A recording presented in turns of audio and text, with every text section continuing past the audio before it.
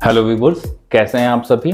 आज एक और वीडियो में हम डिस्कस करेंगे जो कहानी हमने इंडियन इकोनॉमिक डेवलपमेंट की शुरू की थी उसे हम आगे बढ़ाएंगे। और इस वीडियो में हम 1950 से लेकर के 1990 तक भारत की अर्थव्यवस्था में किस तरीके से बदलाव हुए, क्या विकास हुए, क्या कमियां रही, उन सबको डिस्कस करने का प्रयास करेंगे।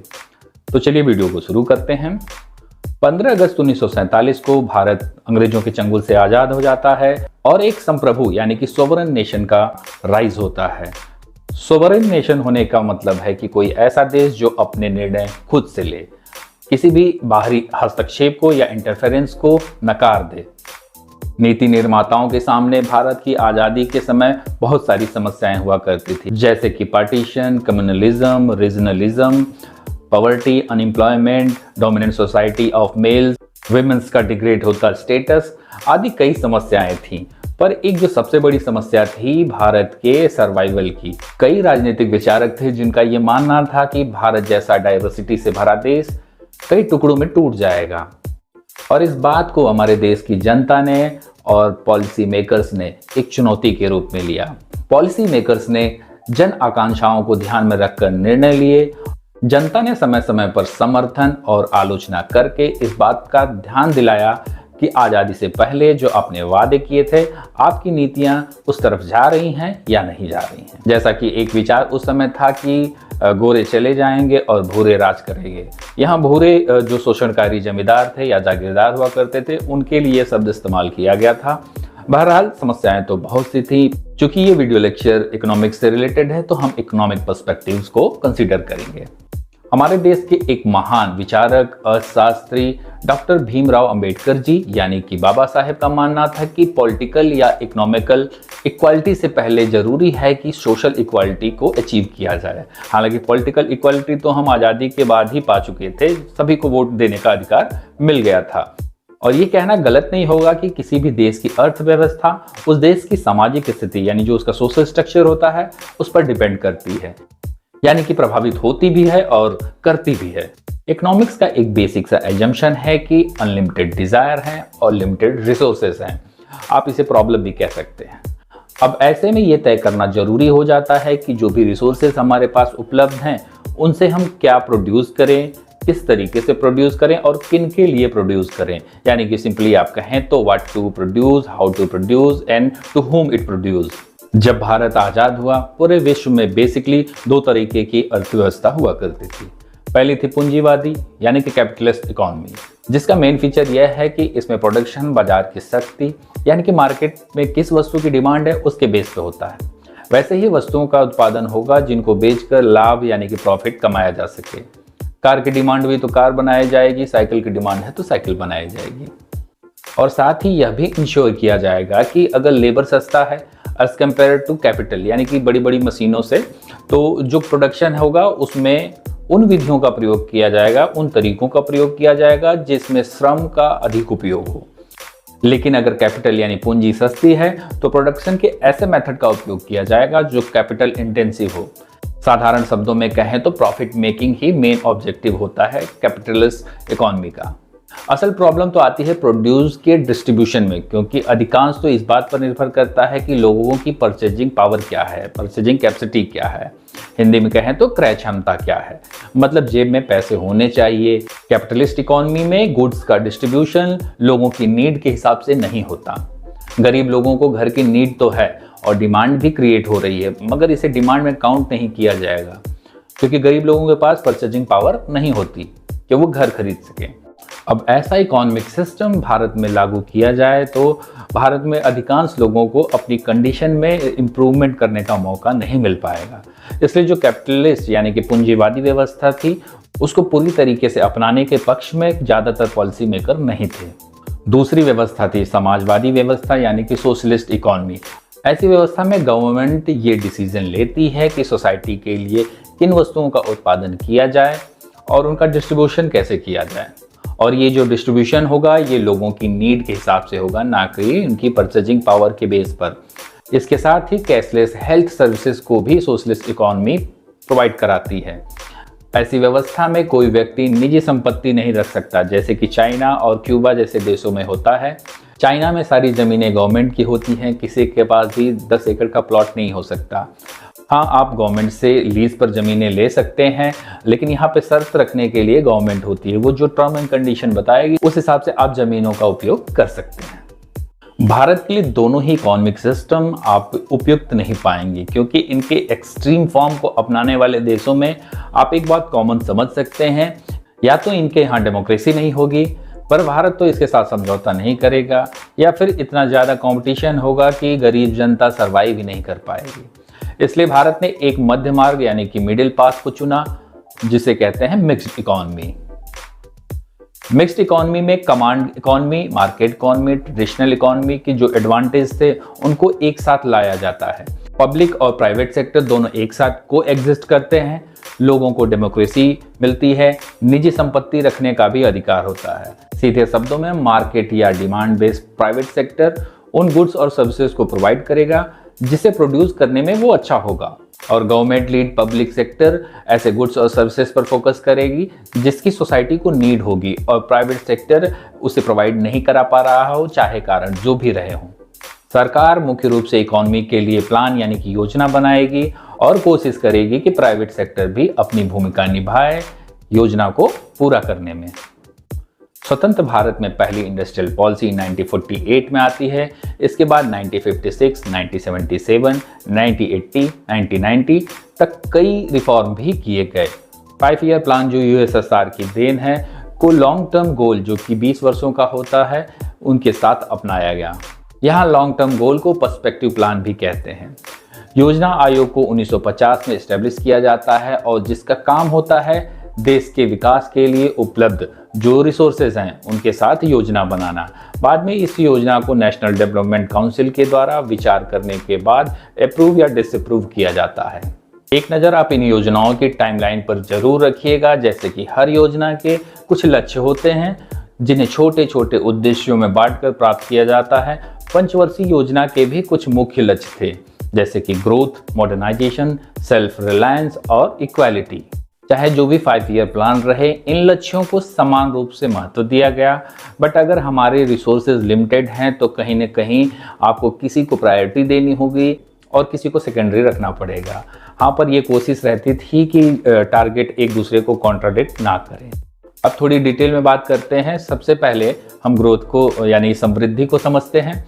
इसका मतलब है कि एक देश में गुड्स एंड सर्विसेज को प्रोड्यूस करने की जो कैपेसिटी है उसमें बढ़ोतरी हो। प्रोडक्शन कैपेसिटी तब भी बढ़ेगी अगर प्रोडक्शन को असिस्ट करने वाले फैक्टर्स जैसे कि ट्रांसपोर्ट, बैंकिंग आदि में भी बढ़ोतरी होगी।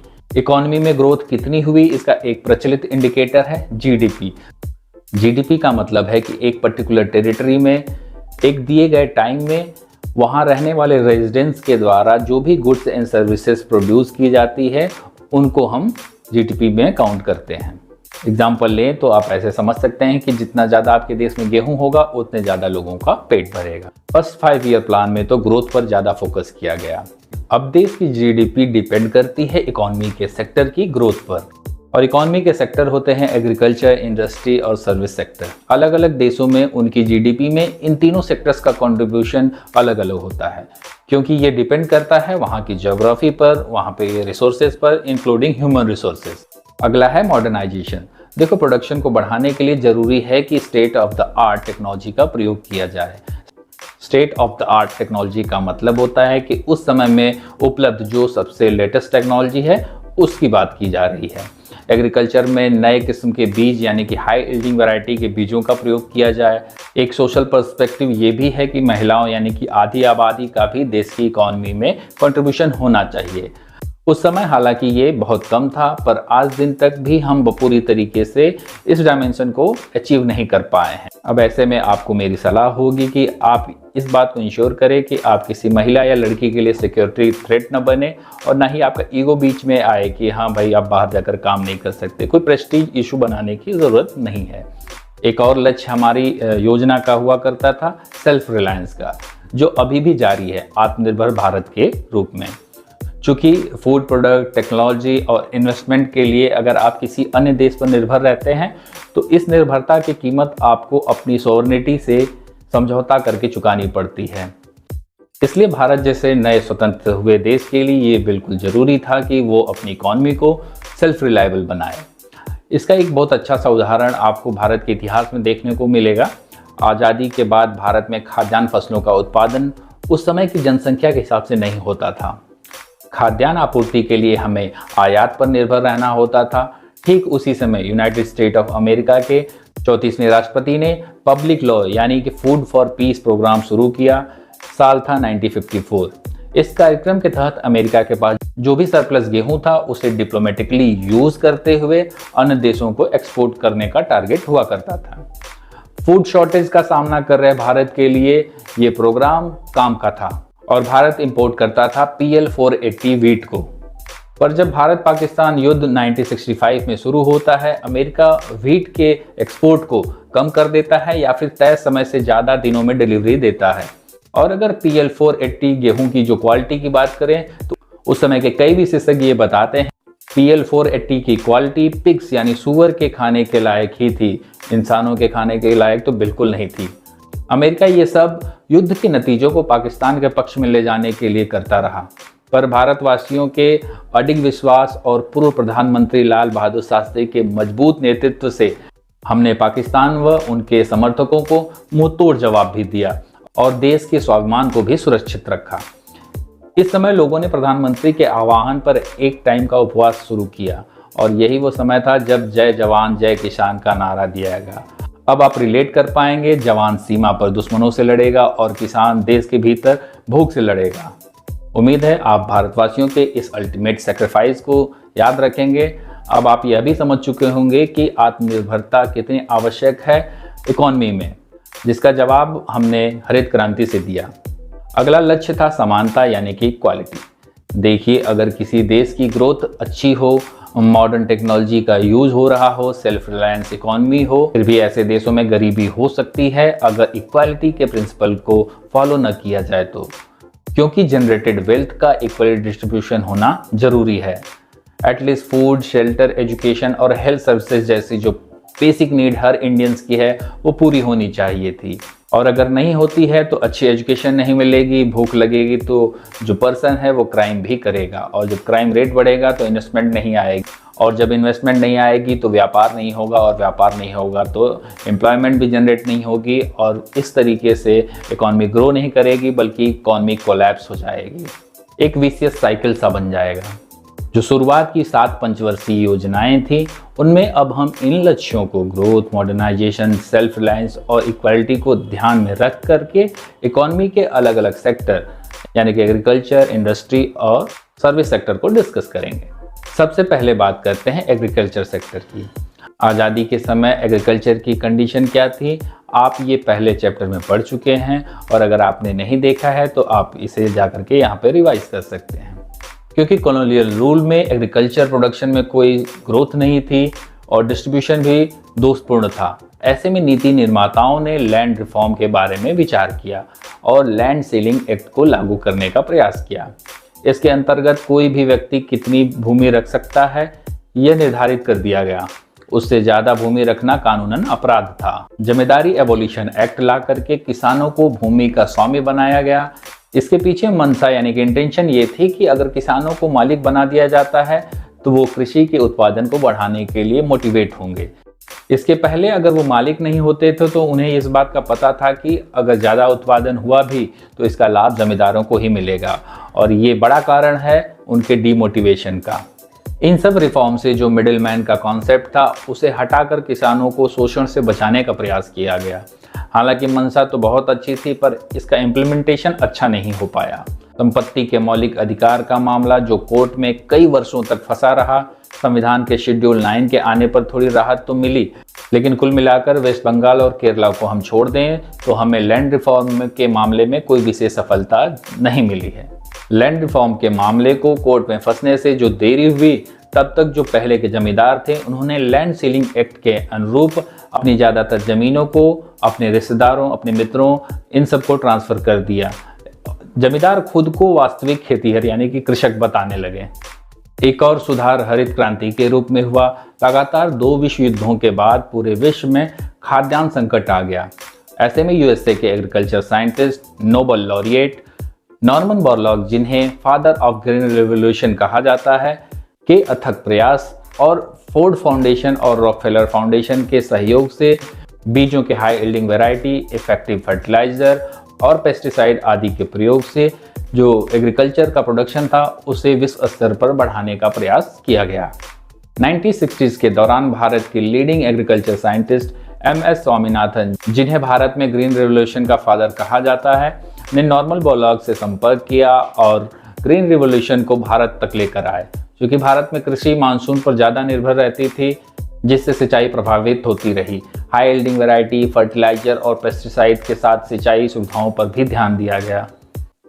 ग्रीन रेवोल्यूशन के फर्स्ट फेज यानी कि 1960 से 1970 तक हाई यील्डिंग वैरायटी के बीजों का जो डिस्ट्रीब्यूशन है वो पंजाब, आंध्र प्रदेश और तमिलनाडु आदि कुछ प्रॉस्परस स्टेट तक लिमिटेड रहा। सेकेंड फेज यानी 1970 से 80 के बीच और राज्यों तक इसे पहुंचाया गया। हालांकि हरित क्रांति में कई फसलों पर फोकस किया गया, मगर सबसे ज़्यादा प्रगति चावल और गेहूं में हुई। नतीजन भारत ने फूड रिलेटेड सेल्फ रिलायंस को अचीव कर लिया। अब चूंकि किसान अपने उत्पादन का ज़्यादा हिस्सा अगर खुद ही उपयोग कर लेगा तो इकॉनमी को ज़्यादा फायदा नहीं होगा, लेकिन अगर खुद के कंज्यूम करने के बाद भी जो सरप्लस अनाज बच जाए उसे मार्केट में बेचकर वो अन्य ज़रूरत की वस्तुएं खरीद सकता है।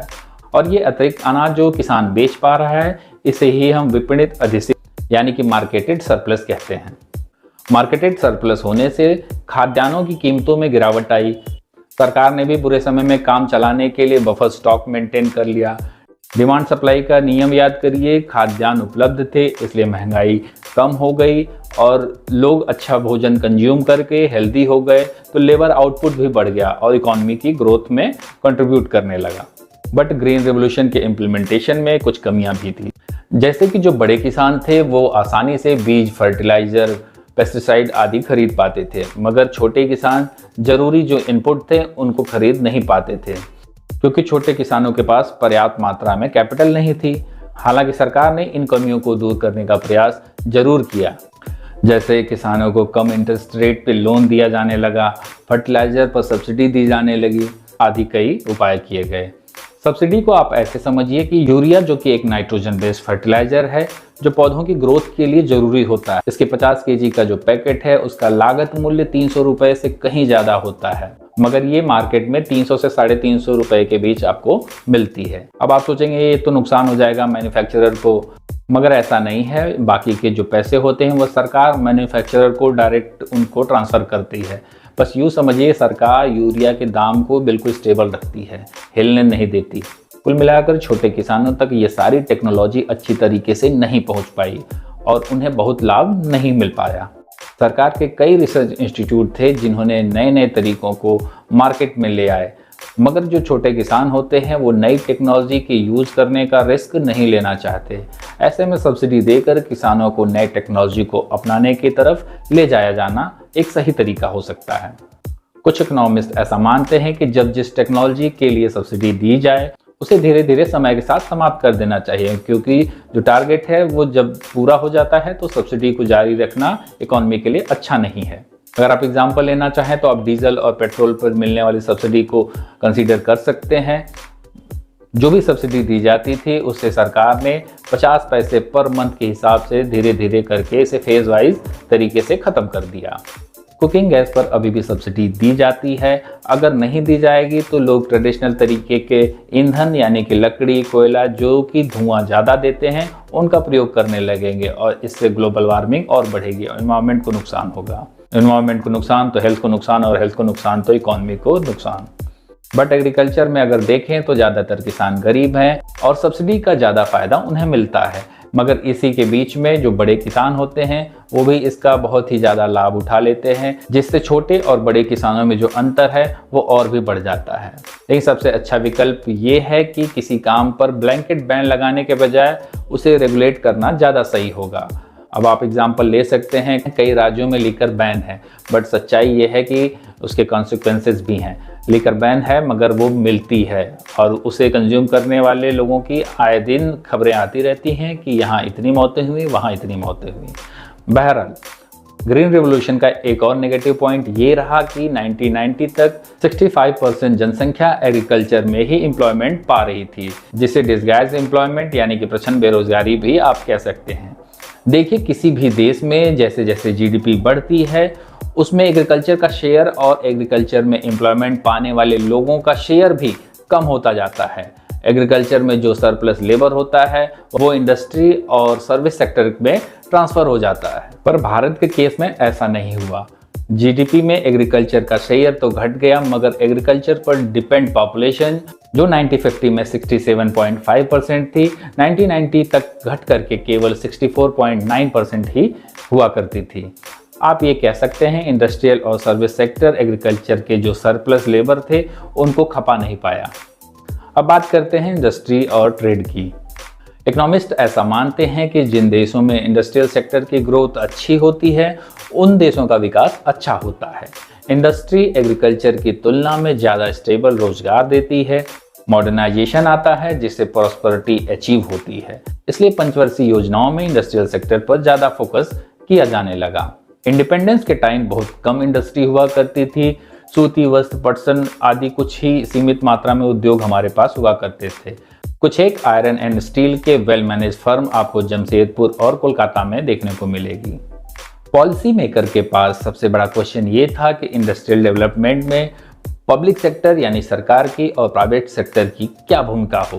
प्राइवेट सेक्टर के पास इंडस्ट्री में इन्वेस्ट करने के लिए सफिशिएंट कैपिटल नहीं थी, और जो थी उसको भी वो इन्वेस्ट नहीं करना चाहते थे क्योंकि भारत में इतनी बड़ी मार्केट नहीं थी।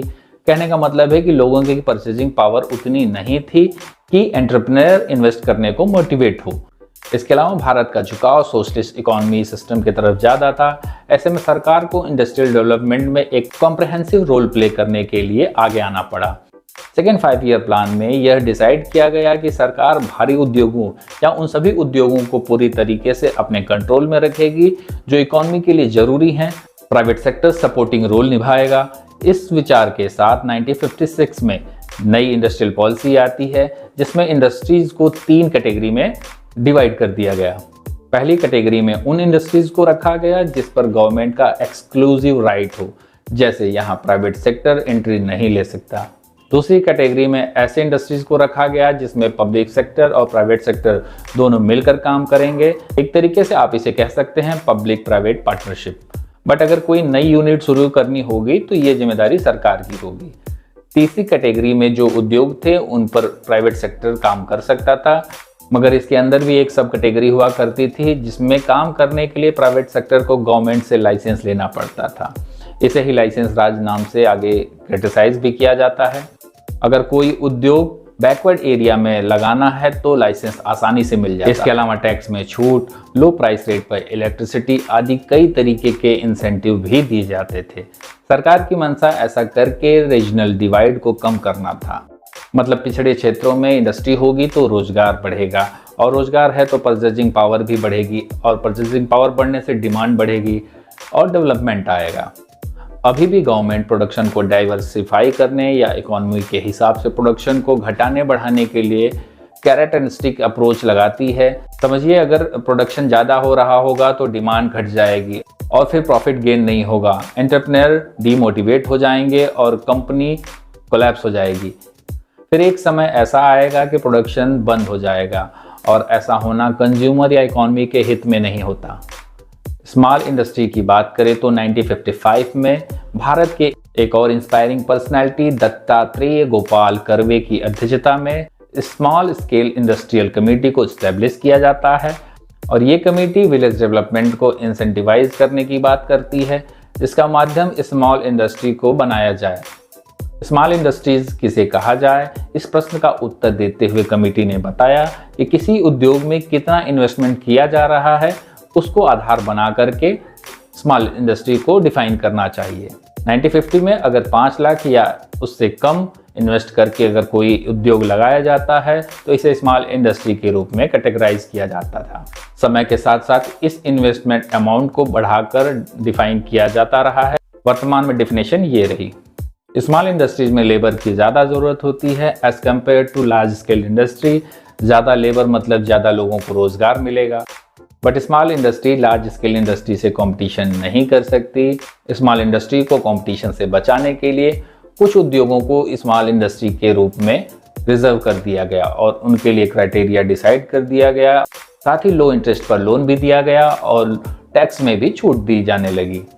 ट्रेड पॉलिसी की बात करें तो भारत ने 1990 तक आयात प्रतिस्थापन यानी कि इंपोर्ट सब्स्टिट्यूशन पॉलिसी को अपनाया। इंपोर्ट सब्स्टिट्यूशन पॉलिसी का टारगेट होता है कि ज़रूरत की ज़्यादातर चीज़ें यानी जो भी वस्तुएं हैं उनका उत्पादन देश में ही किया जाए, इंपोर्ट करने से बचा जाए। अगर किसी व्हीकल की ज़रूरत है तो इंपोर्ट न करके देश में ही उसे मैन्युफैक्चर करने का प्रयास किया जाए। इस पॉलिसी को अपनाकर सरकार ने भारतीय उद्योगों को जो इंटरनेशनल कंपटीशन था उससे बचाया और ऐसा करने के लिए सरकार ने दो तरीके अपनाए। पहला तो टैरिफ लगाने का नियम। टैरिफ एक तरीके का टैक्स होता है जो इंपोर्ट की जाने वाली किसी भी प्रोडक्ट पर लगाया जा सकता है, जिससे इंपोर्ट किया हुआ प्रोडक्ट भी महंगा हो जाता है। अगर आप एग्जांपल लें तो अगर कोई पेन आपको इंडिया में मैन्युफैक्चर है और वो 10 रुपये में मिलता है और वहीं इंपोर्ट किया जाने वाला पेन 8 रुपये का मिलता है, तो सरकार ऐसे में 4 रुपये का टैरिफ लगा देगी। अब ये जो इंपोर्ट किया हुआ पेन है वो 12 रुपये का मिलेगा और आप कंज्यूमर बिहेवियर को जानते हैं, ऐसे में कंज्यूमर 10 रुपये की पेन को खरीदने के लिए जाएगा। ऐसा करके सरकार ने इंटरनेशनल कंपटीशन को पीछे रखा और अपनी जो इंडस्ट्री थी, अपने देश की जो इंडस्ट्री थी उसको बचाए रखा। दूसरा तरीका था कोटा लगाने का।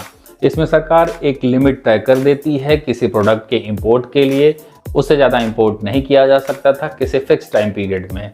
बेसिकली ये सब ट्रेड रेस्ट्रिक्शंस होते हैं या आप इसे प्रोटेक्शनिज्म की पॉलिसी भी कह सकते हैं, मगर भारत के इस दौर में यह करना उचित था। डेवलपिंग कंट्रीज डेवलप कंट्री के टेक्नोलॉजी और प्रोडक्ट का मुकाबला नहीं कर सकती थी।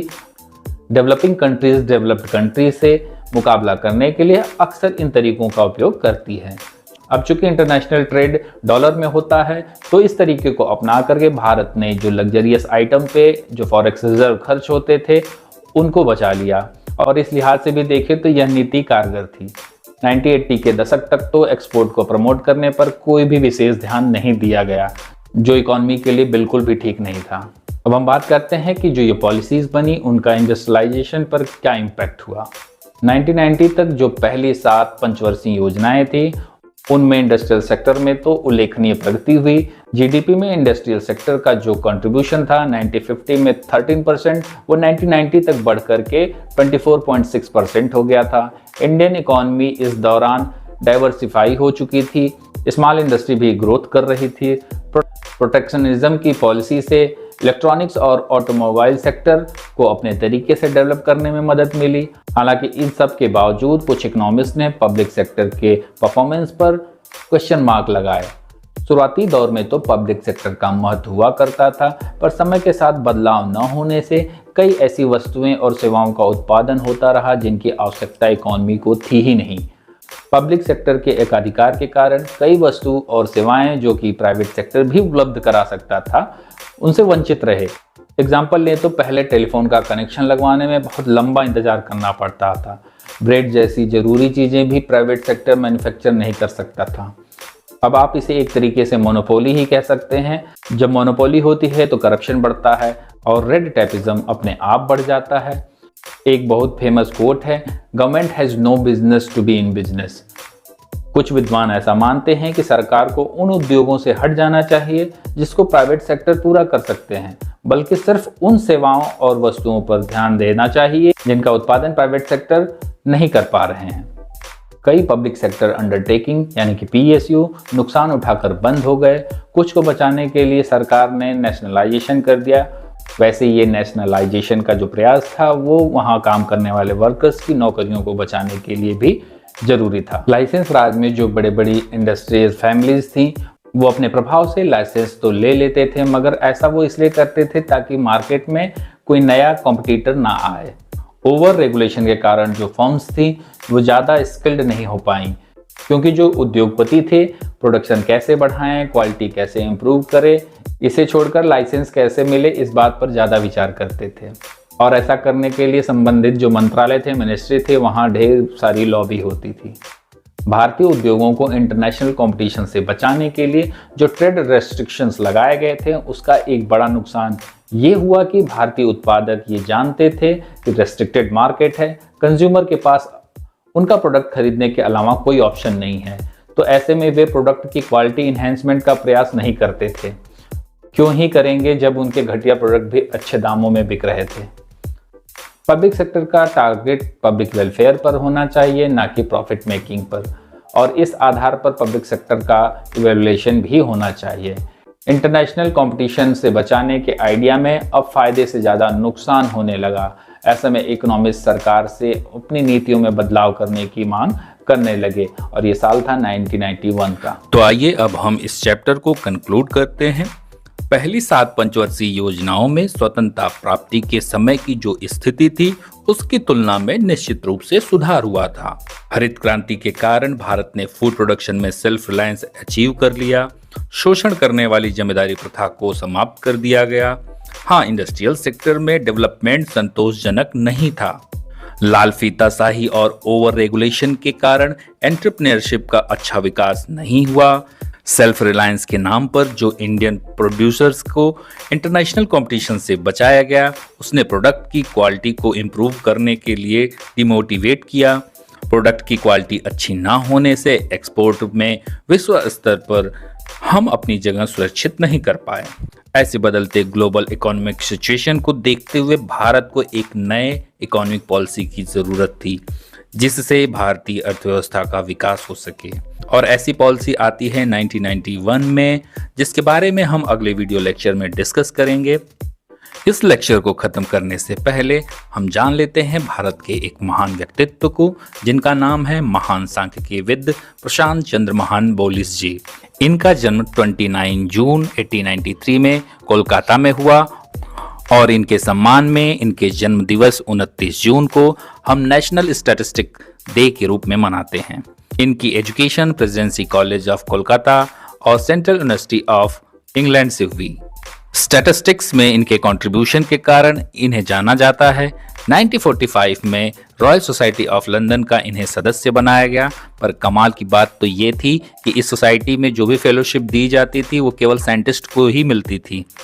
अगर आप गूगल करेंगे तो यहाँ भी इन्हें इंडियन साइंटिस्ट के रूप में रिकॉग्नाइज किया गया है। कहने का मतलब है, इन्होंने अपने काम से यह साबित कर दिया कि स्टैटिस्टिक्स एक विज्ञान है। इंडियन स्टैटिस्टिकल इंस्टीट्यूट का एस्टेब्लिशमेंट 1931 में इनके द्वारा कोलकाता में किया गया, जो आज भी नेशनल इंपॉर्टेंस का इंस्टीट्यूट है। सांख्य नाम से 1933 में इंडियन स्टैटिस्टिकल जर्नल को पब्लिश करना शुरू किया, और आज भी स्टैटिस्टिशियंस के लिए ये एक रिलायबल सोर्स ऑफ इंफॉर्मेशन है। काफी प्रेस्टिजियस मैगजीन है। इनके सुझाव पर सेकेंड 5 ईयर प्लान को बनाते हुए देश और विदेश से कई एमिनेंट इकोनॉमिस्ट को भारत में इनवाइट किया गया, और बाद में ज्यादातर को नोबेल प्राइज मिला। अब तो लोग उनकी जो प्रतिभा पहचानने की क्षमता थी, उसका लोहा मानने लगे। उस समय में वेस्टर्न कंट्रीज के कई इकोनॉमिस्ट ऐसे थे जिन्हें सेकेंड 5 ईयर प्लान का सोशलिस्ट इकोनॉमी की तरफ झुकाव पसंद नहीं आता था। फिर भी उन्हें आमंत्रित कर उन्होंने अपनी आलोचना को सुनने व सुधार करने की जो प्रभावशाली क्षमता थी, उसको दिखाया। वर्ल्ड हिस्ट्री में जब आप पढ़ेंगे तो कैपिटलिस्ट इकोनॉमी और सोशलिस्ट इकोनॉमी के बीच में जो टकरार थी, अब आप इसे यूएस वर्सेस यूएसएसआर कहें या जो भी, कुछ ऐसा कोल्ड वॉर उस समय में हुआ करता था। तो आइए हम भी भारत के विकास के सारथी बने महान वैज्ञानिक व सांख्यिकीविद पीसी महानबोलिस जी को अपनी स्मृतियों में स्थान दें। इसके साथ ही ये लेक्चर खत्म होता है। लाइक, शेयर और सब्सक्राइब करके मेरा मोटिवेशन बनाए रखें। Thank you very much. धन्यवाद।